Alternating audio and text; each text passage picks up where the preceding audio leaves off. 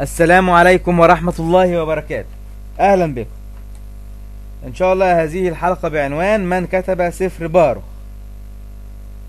في المدخل إلى سفر باروخ للآباء اليسوعيين صفحة 1755 يقول النص: يبدو الكتاب عندما يطالع أول مرة يبدو وكأنه من وضع باروخ أمين سر إرميا، ألفه في أثناء الجلاء إلى بابل ووجهه إلى الجماعة التي بقيت في أورشليم، لكن هناك فوارق كثيرة بين المعلومات المقتبسة من المؤلفات المعاصرة لسقوط أورشليم والجلاء وما ورد في سفر باروخ، وهذه الفروق تجعل نسبة الكتاب إلى أمين سر إرميا اللي هو باروخ يعني أمرا مستحيلا، فالكتاب ينتمي إذن إلى أدب الأسماء المستعارة، إن استعارة الأسماء يفترض اختلافا في اسم المؤلف، وفي الوقت نفسه يدخل فيها بعض التعديلات التي من شأنها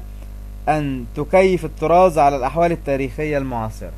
انتهى كلام المدخل إلى سفر باروخ للآباء اليسوعيين.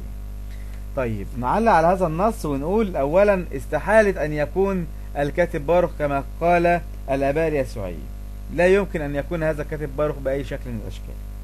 طيب اتنين، الآباء اليسوعيين وقعوا في مشكلة كبيرة جدا، وهي أن باروخ ما طلعش هو كاتب سفر باروخ، مشكلة كبيرة جدا.